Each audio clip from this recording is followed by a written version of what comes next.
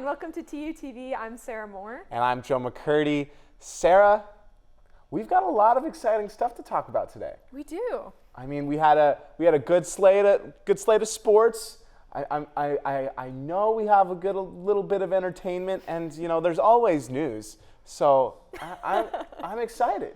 Yeah, I'm excited to see some packages. I know we have some cool stuff coming up today.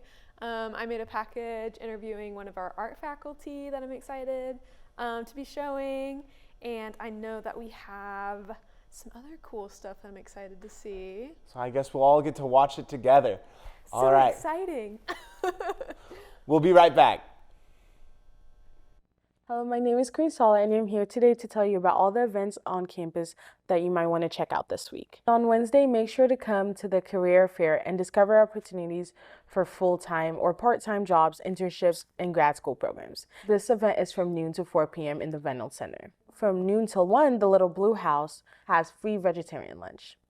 At the same time, CGE kicks off a fun section called Spill the Tea with CGE, where you can meet faculty, staff, and other students to discuss opportunities to enhance teaching, learning, research, and service through worldwide partnerships.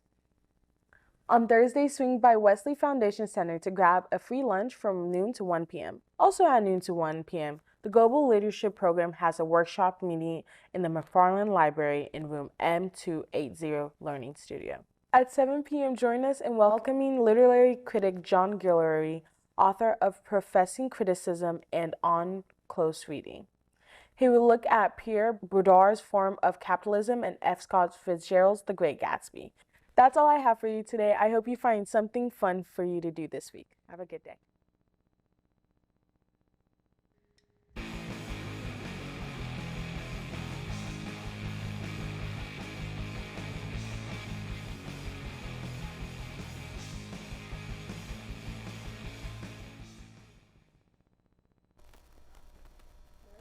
Good afternoon, Tulsa, and welcome to the news. I'm Hunter Lynn. And I'm Bruce Bigler.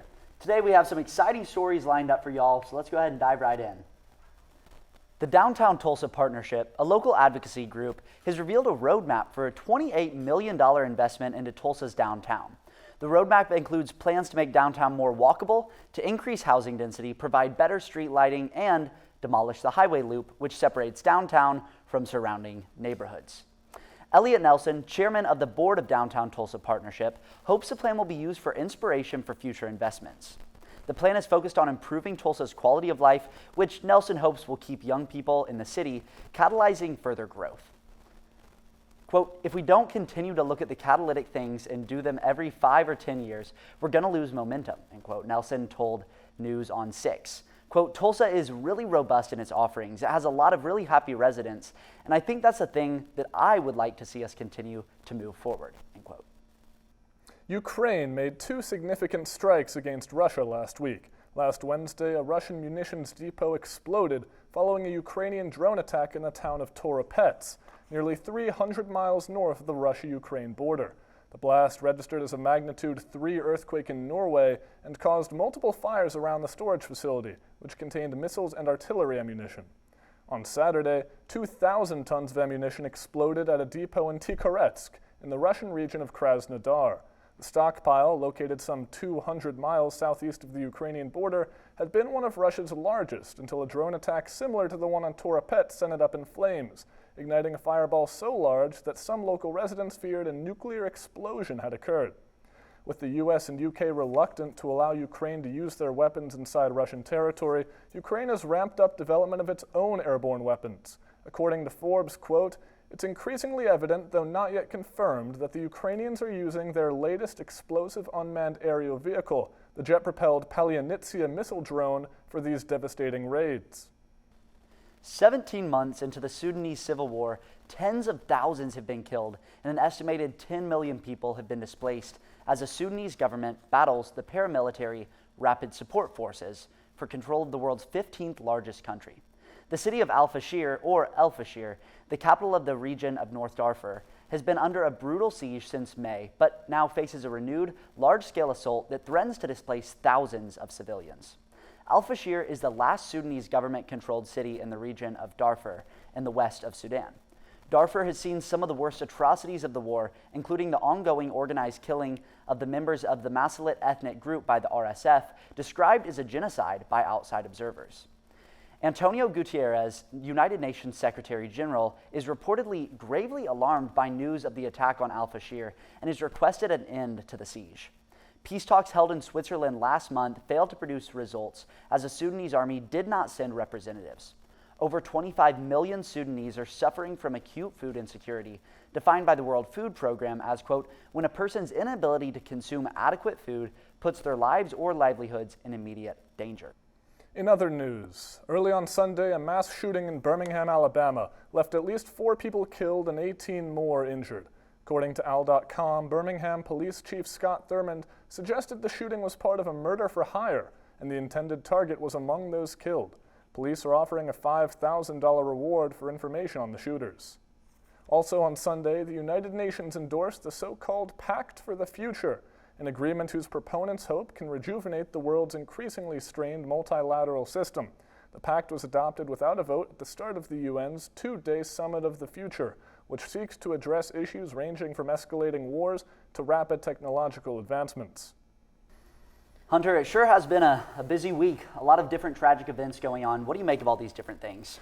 Yes, well, it's clear that as the world becomes increasingly divided, and with the internet and the rapid sharing of information, including mis- and disinformation, becoming more prevalent, it's going to be all the more easy for large groups to fracture over pretty banal and small things that might form wounds that could become unmendable due to very small occurrences.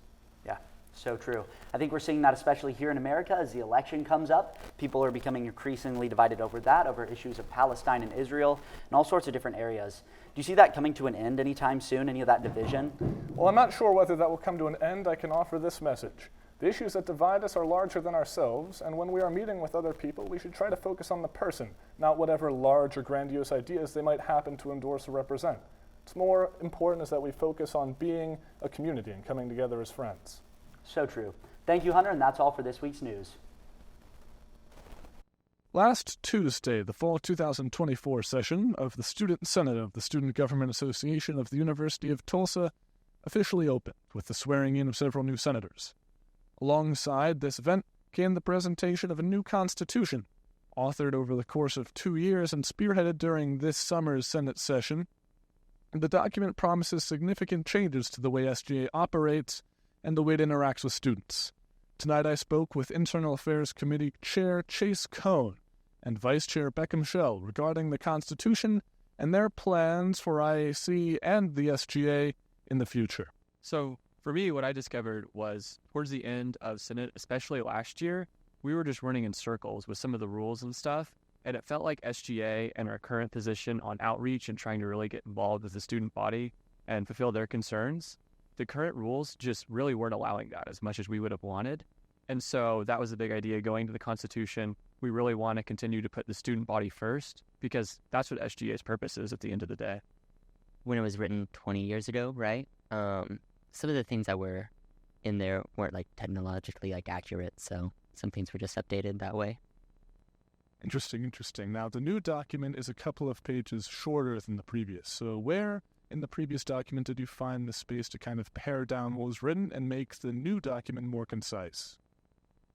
Yeah, so the old document was originally 17 pages. We've got it down to 14 now.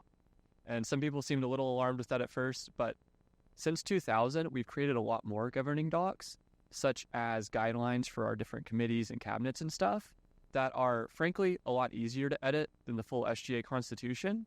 Our thought process going into it was if something seems arbitrary, if some rule is just weird, putting a number on it for no reason, we're just going to take it out of the Constitution and redefine it later on somewhere else. I think the overarching theme of making it simpler is the thing I'm most proud of, because that is going to allow SGA to be so much more flexible in the future, which is exactly what we need to be in order to fulfill the constantly changing wants and needs of the students on campus. Now, when this document was brought before the Senate body last week, there was a period of debate regarding whether the vice president should need to serve 2 terms in the Senate before being eligible to run for that office. So the thought process behind that, and it will be debated again on the Senate floor this week, and I'm sure for weeks to come. So That's not final, that is what we're doing. But the thought process behind putting that specific clause in is we've actually just last year edited some of judicial's documents, and the Chief Justice is required to be a justice before they're required to be before they're allowed to be the Chief Justice. And we feel like that was the most similar to what the Vice President does, because they are the President of the Senate. Their whole purpose is to work for the Student Senate and be in charge of it. And so it just felt necessary to kind of require they had some experience in it before they just were thrown into the weeds.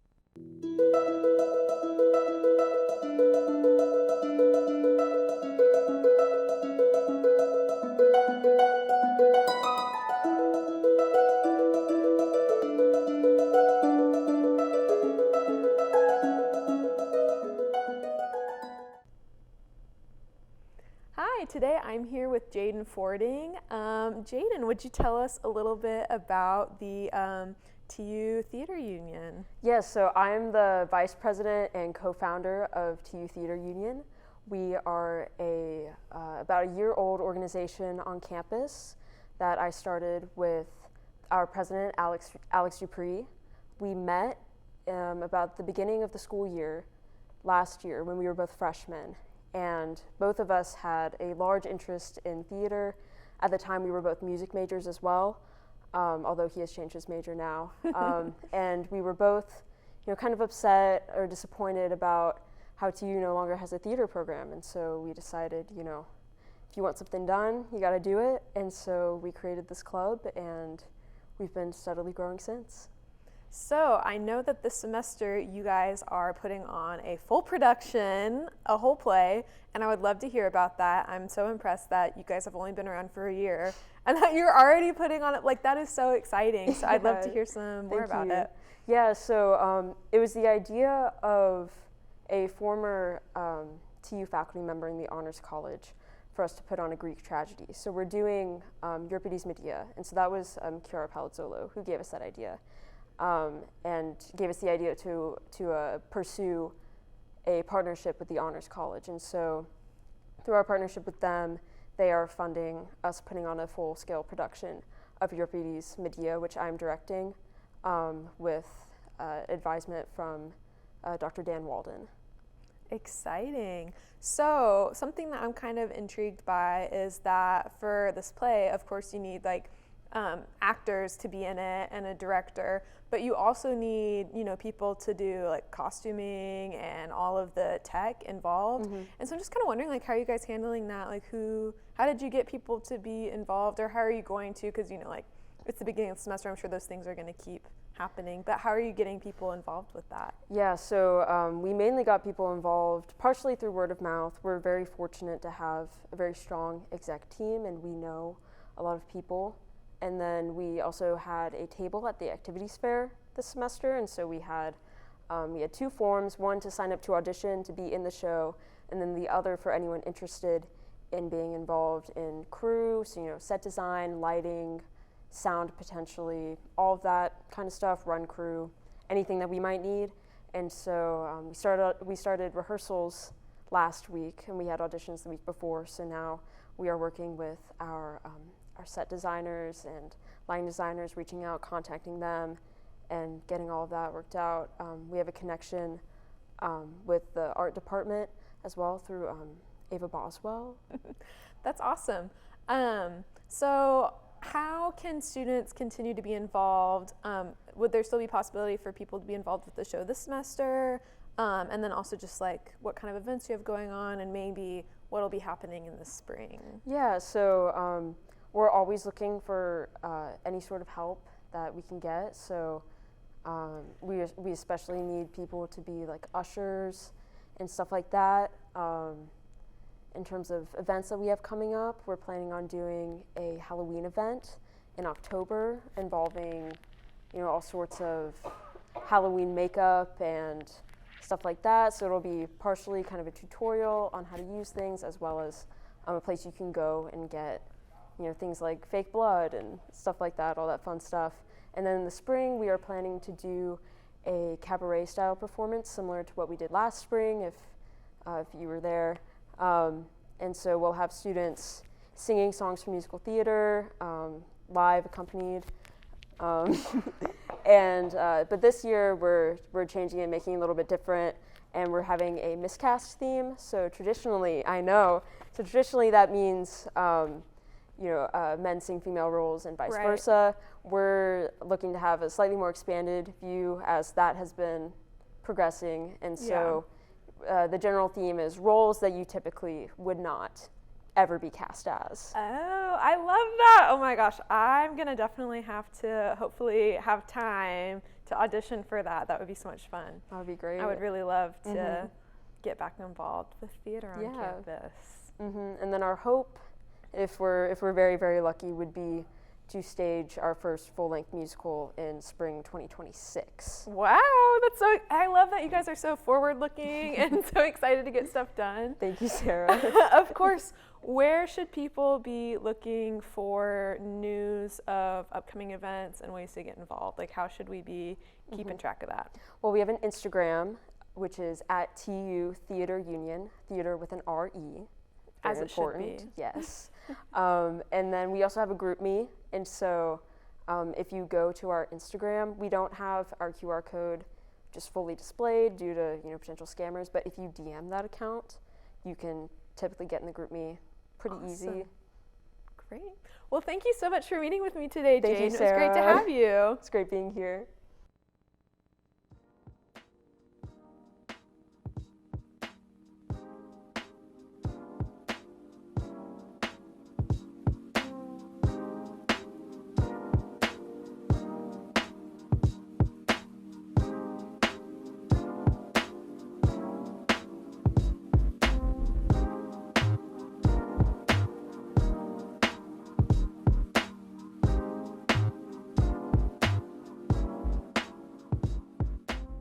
Hi TUTV, it's Avery. It's Betty. And this is our new series, Sips and Study. So we're gonna go to different coffee shops in Tulsa and review them. You can rate like how the coffee looks like, how we like the drink and stuff. Yeah. Oh, okay. So we gotta have like the actual coffee, like is it good? Maybe like the menu, like how many options they have on the menu. Yeah. The design of the coffee shop, like the inside, is it pretty? The vibes. The study part of our sips is how much work we get done. Right. Like how productive can we be in this place? Those are going to be our 4 categories. So stay tuned.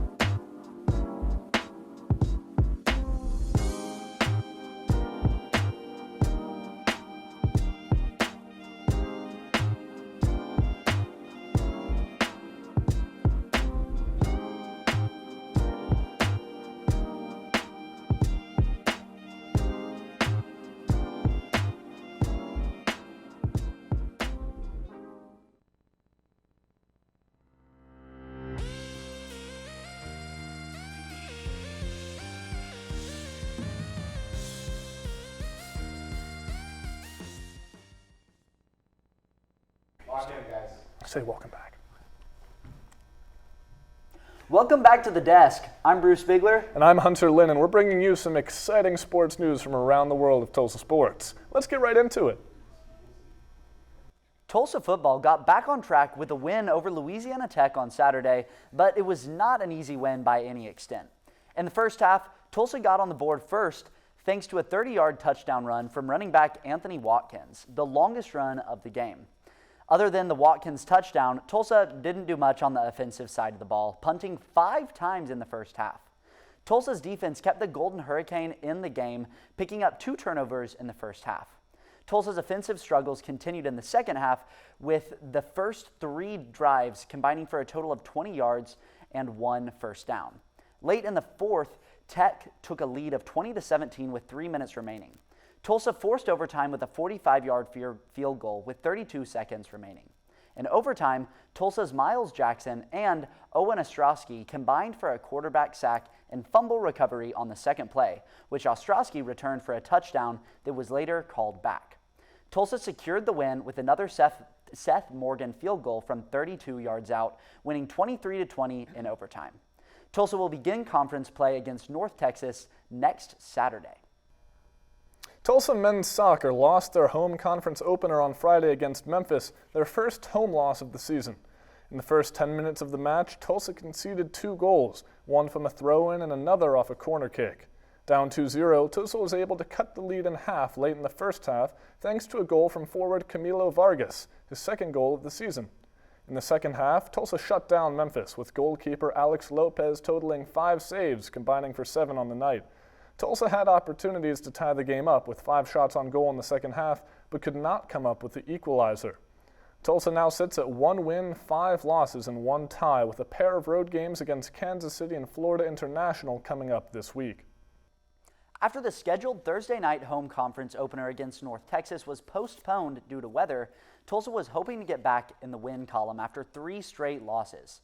Moved to Friday morning, Tulsa fell behind 2 goals in the first half and could not get any offense going, totaling only 2 shots the entire half. In the second, Tulsa cut the lead to 1 thanks to a corner kick by Cross scored by Maggie Simsmith, her first goal of the season, but North Texas put the match out of reach with a 3rd goal in the 69th minute. Tulsa finished the match with 5 total shots with only 2 on goal. Now with a record of 4 wins, 5 losses, and 2 ties, Tulsa has lost 4 straight with their next match coming against Temple in Philadelphia. Tulsa volleyball faced off against 2 top 10 opponents this past weekend. The Golden Hurricane participated in the Jayhawk Classic, the team's last non-conference tournament before conference play. Hosted by the Kansas Jayhawks, the Jayhawk Classic saw 3 of the top 10 ranked teams face off. Kansas ranked 10th, Creighton ranked 8th, and Purdue ranked 6th, were all teams in the tournament alongside unranked Tulsa. Tulsa faced off against Kansas and Purdue with the hopes of pulling out 2 insane upsets to add to their upset over number 22 ranked Arkansas just 1 week prior. With a hitting percentage of .08% against Kansas and Purdue, Tulsa was easily defeated by top competition in back-to-back 3-set sweeps. Tulsa's back in action on Friday, the 27th, against Alabama Birmingham. Hunter, did you make it to any sports games this week? Fortunately, I did not. I was simply too busy with work to catch up on any Tulsa sports, but luckily it seems like I did not miss much in the way of victories this week, Bruce. So true. Me and my roommates turned on the TU Louisiana Tech game for about the last 30 seconds, and we saw the only part of the game that went well for us when we got that final field goal and took the game home. So that was pretty good. I plan on watching TU football most of the time like that, so that's my plan from here on out. I agree. Perhaps if we can get a little bit of something together, we can maybe finish the season off with 6 wins and secure a low bowl spot. We'll see. Fingers crossed. That'd be pretty epic. So thank you so much for that, Hunter. We really appreciate all you guys tuning in for the sports.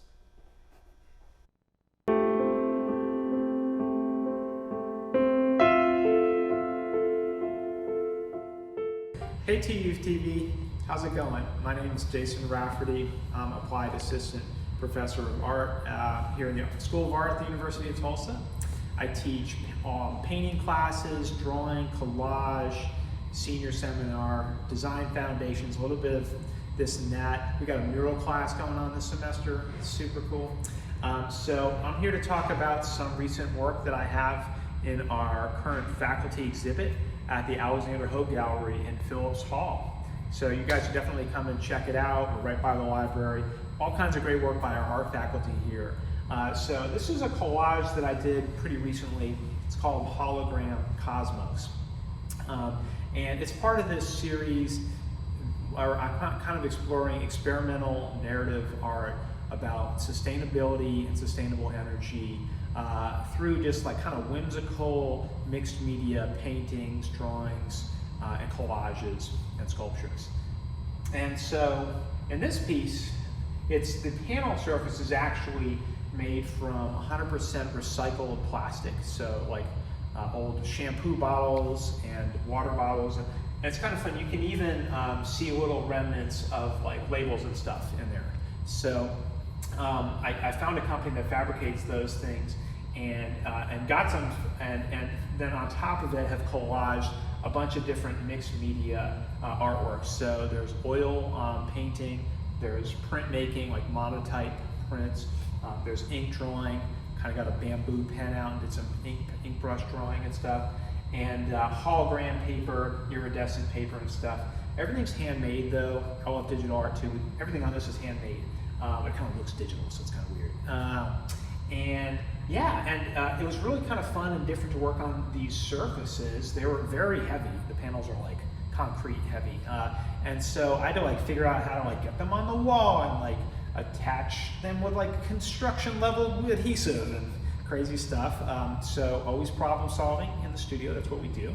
And but the result is this kind of scenario where there's solar panels and wind turbines kind of like floating out in space for some reason, and there's like lasers and things floating around, shards of debris, and so it's just this kind of mashup to convey excitement about the potentials of renewable energy, which I'm very excited about and love very much. So just wanted to share a little bit about what we have going on. You guys can come check out the faculty show again. It's just so much great work here, so come by and check it out, and say hey to any of us at the School of Art if you come by. Thanks, y'all. Which they just saw yesterday. So we're gonna have some fresh opinions and reactions to this new film.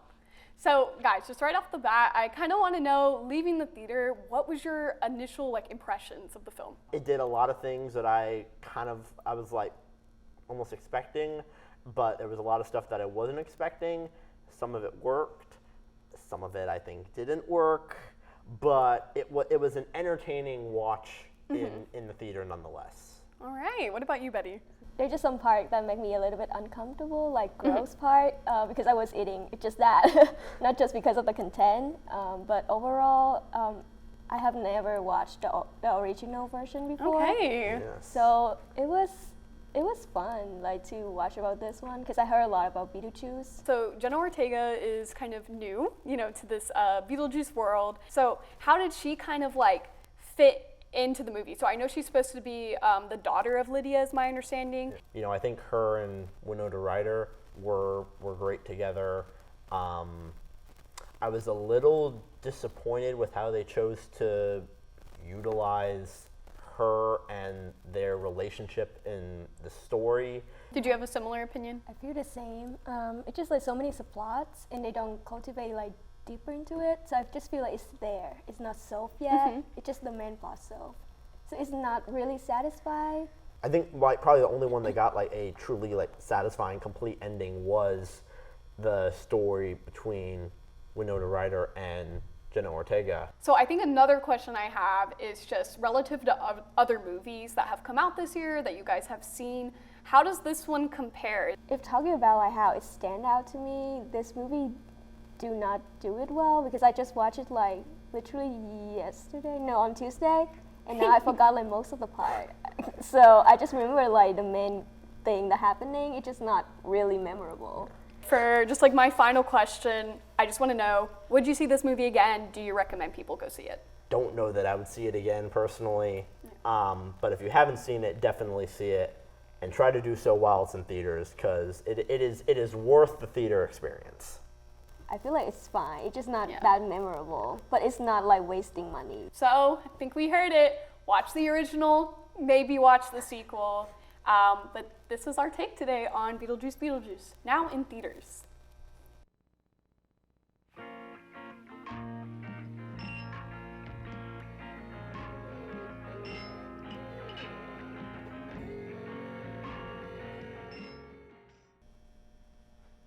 Hello, welcome back to TUTV. I'm Aristotle Orsini. And I'm Bruce Bigler. We've got some great stories for entertainment this week, so let's get right into them.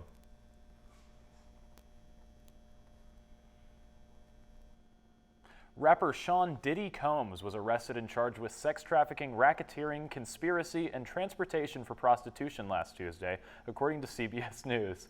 Judge Robin Tarnofsky ordered Combs to be held without bail after the artist pleaded not guilty in federal court to all charges following his arrest in New York at the hands of Homeland Security investigators. Federal agents had previously raided his Los Angeles home last March, seizing firearms and ammunition related to the incident. The unsealed indictment carries allegations of abuse, coercion, and assault dating back to 2008, with U.S. Attorney Damian Williams stating that there were multiple victims involved, while also urging others to come forward. He also alleges that Combs used firearms, controlled substances, and video evidence to control and intimidate victims or witnesses. Combs' lawyer has stated that the hip-hop artist has maintained full cooperation with federal authorities, and he, quote, looks forward to clearing his name in court, end quote. The Marvel Cinematic Universe has once again returned to the small screen as Disney Plus launched the 2-episode premiere of Agatha All Along earlier this week. Starring Kathryn Hahn, the 9-episode series serves as a spin-off of WandaVision, the Elizabeth Olsen-led series that released in 2021. The series also features newcomers Joe Locke, Deborah Jo Rupp, Aubrey Plaza, and Sashir Zamata. Originally set for a spring 2023 release, the series experienced multiple delays and title changes, while Marvel has been reevaluating their content output over the past 2 years. The show's title refers to the earworm song that featured in episode 7 of WandaVision, and Agatha's show will keep tradition numerous musical numbers. The show has opened to positive reviews, with critics citing Hahn's performance and the story's freedom from larger the MCU narrative. Tito Jackson, member of 70s pop group The Jackson 5, has passed away at the age of 70. The background singer and guitarist for the group that featured 5 of the 9 Jackson siblings, Tito performed alongside his superstar brother Michael, as well as Jackie, Jermaine, and Marlon. Throughout the late 1960s and 70s, where they achieved widespread success. After being inducted into the Rock and Roll Hall of Fame in 1997, they continued with intermediate touring while several in the group pursued individual fame. However, Tito had often shied away from solo releases, instead working to raise his 3 sons, who later followed in their father's footsteps to make their own musical group 3T. In a joint statement posted to Instagram, Tito's sons TJ, Taj, and Terrell announced their father's passing, remembering, quote, an incredible man who cared about everyone and their well-being, end quote. An official cause of death has not been announced. This weekend, Tulsa's own Circle Cinema hosted the 918 Short Film Festival, featuring submissions from a wide variety of Oklahoma independent filmmakers that included several of TU's own. Recent graduates Josh Bradsaw and Sadie Skeeter, along with current seniors Josh Murray and Charlie Edwards, submitted films produced last year at TU, with Bradshaw's class project, Body Bag, receiving considerable audience praise. The festival marked a coming together of filmmakers, artists, and students at the local nonprofit theater to highlight young talents and feature films that ordinarily would not have been available to public audiences. Current senior and star of the TU-produced film Sunscreen Hot Dog, A.J. Thompson, shared his joy in witnessing student work getting screened at a local Tulsa festival. It was a lot of fun to get to see other people's work. It was great to see some work that I was a part of on the big screen. It was a blessing and honor. The theater was packed with the Tulsa community as students, families, and professors all turned up to support these independent filmmakers. Many TU film studies majors were in attendance as they had worked as the cast or crew in several of these student projects. Others, like sophomore Joey Turley Wilson, were simply excited to watch the projects of TU's upperclassmen be screened for public audiences. So cool just seeing all my friends and all the movies and stuff they got to make. Josh's was really good, Sadie's was really good, everyone's was really good, Charlie, they were all funny, they were all unique from each other, and it was just an amazing experience. Congratulations to all TU students and graduates who had their films screened at last week's festival, and special thanks to Circle Cinema for their contributions in support of Tulsa's local artists. Aristotle, we had a pretty good lineup of entertainment going on, specifically about the Marvel Cinematic Universe. What is kind of your take on Marvel's recent work? Well, I followed it all the way up until Endgame's release in 2019, but since then I feel like it's kind of fallen off. They don't have a larger overarching story that's easy to follow. They've got too much content, frankly, with like dozens of TV shows at this point.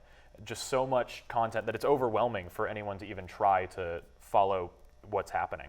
So true. I really dropped off the train once Doctor Strange 2 came out with the zombies and all that stuff. It didn't feel like Marvel and hasn't felt the same since. So in a way it is cool to see local artists, people in Tulsa working to create films, and it'll be interesting to see if anybody steps up and fills that gap or if Marvel will pull themselves back together and create some larger hits. Absolutely, Bruce. That's all we've got time for this week. I've been Aristotle. And I still am, but I guess was Bruce. We'll see you next week. Brad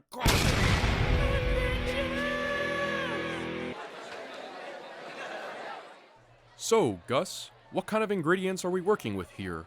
Well, I've got the leftover buns from the beef burger that I use as the dough, frozen noodles from the old pasta place, and the pepperoni from the Pizza Hut that was here in the student union quite the summertime ago. Gus, I don't think this is actual food. What do you mean? These are college students. They eat anything they can get. But Gus, don't you see that these students are living on processed foods just to make it to their next class? What they really need is something with fresh ingredients that reminds them of home, or more realistically, something along the lines of, say, Panda Express?